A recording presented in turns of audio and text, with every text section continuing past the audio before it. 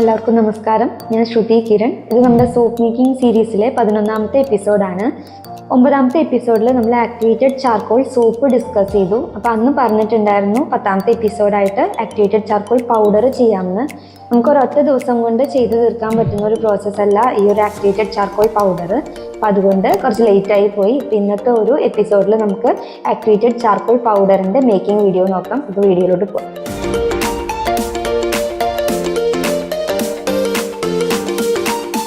ഇപ്പോൾ നമ്മളൊരു 3 ചിരട്ട എടുത്തിട്ട് കത്തിക്കാനായിട്ട് വെച്ചിട്ടുണ്ട്. ഗ്യാസിൽ നിന്ന് ഡയറക്റ്റ് കത്തിക്കുന്നവർക്ക് അങ്ങനെ ചെയ്യാം. ഞങ്ങളിപ്പോൾ അടുപ്പിലാണ് ചെയ്യാറ്. അപ്പോൾ ഇത് കത്തി ഈ ഒരു ഫുള്ള് ബ്ലാക്കായി മാറുമ്പോഴാണ് നമുക്കത് വെള്ളമൊഴിച്ച് കെടുത്തണം. തീയൊക്കെ അണഞ്ഞിട്ടുണ്ട്. നമ്മൾ ഇതിനെ നല്ലപോലെ വാഷ് ചെയ്തെടുക്കുകയാണ് അടുത്തൊരു പ്രോസസ്സ്. അപ്പോൾ ഞാൻ കുറച്ച് വെള്ളം എടുത്തിട്ടുണ്ട്. ഇതിപ്പോൾ ഇതിലൊന്ന് വാഷ് ചെയ്തെടുത്തതിന് ശേഷം പൈപ്പിലെ വെള്ളത്തിൽ ഡയറക്റ്റ് കാണിച്ച് ഒന്നുകൂടെ വാഷ് ചെയ്തെടുക്കും.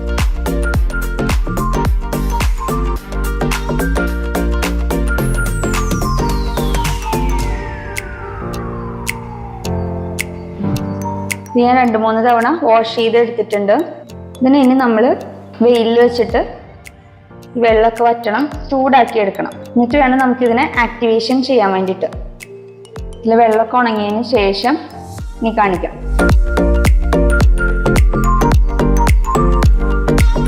അപ്പോൾ നമ്മുടെ കഴുകി വെയിലിൽ ഉണക്കി എടുത്തിട്ടുള്ള ചിരട്ടക്കരിയാണിത്.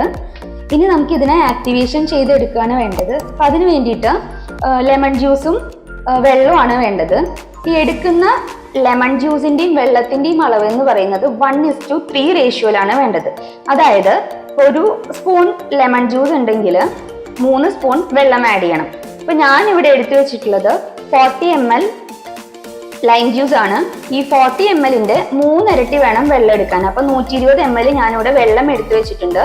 ഈ ലെമൺ ജ്യൂസിനെ ഡൈലൂട്ട് ചെയ്തതിന് ശേഷം വേണം നമുക്ക് ഈ ഒരു ചാർക്കോളിലോട്ട്, ചിരട്ടക്കരിയിലോട്ട് ഇതിനെ ആഡ് ചെയ്യാൻ വേണ്ടിയിട്ട്. നമ്മൾ ലൈം ജ്യൂസ് ഡൈലൂട്ട് ചെയ്ത് വെച്ചിട്ടുണ്ട് വെള്ളത്തിൽ. ഇനി നമ്മൾ ഈ ഒരു ചാർക്കോളിലോട്ട് ഇത് ആഡ് ചെയ്യാൻ പോവാണ്.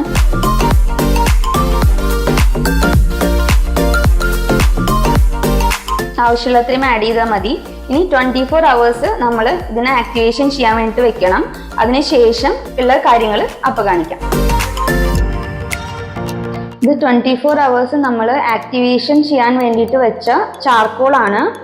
ഇത് നമ്മൾ നല്ലപോലെ റണ്ണിങ് വാട്ടറിൽ തന്നെ വാഷ് ചെയ്ത് വൃത്തിയാക്കി എടുത്തതിന് ശേഷം വെയിലിൽ വെച്ച് ഉണക്കിയിട്ട് വേണം ഇനി പൊടിക്കാൻ. അപ്പോൾ ഇതാ നമ്മുടെ ചാർക്കോള് നല്ലപോലെ കഴുകി വൃത്തിയാക്കി വെയിലിൽ ഉണക്കി എടുത്തിട്ടുണ്ട്. ഇനി നമുക്ക് ഇതിനെ ഒരു ജാറിലിട്ട് പൊടിക്കാം. അപ്പോൾ ജാർ എടുക്കുമ്പോൾ നനവുള്ള ജാർ എടുക്കരുത്, നല്ലപോലെ തുടച്ച് ക്ലീൻ ആക്കിയ ജാറിൽ വേണം പൊടിക്കാൻ. ഞാനിത് ജാറിലോട്ട് ഇടാണ്. ഇനി നമുക്കിതിനെ പൊടിച്ചെടുക്കാം.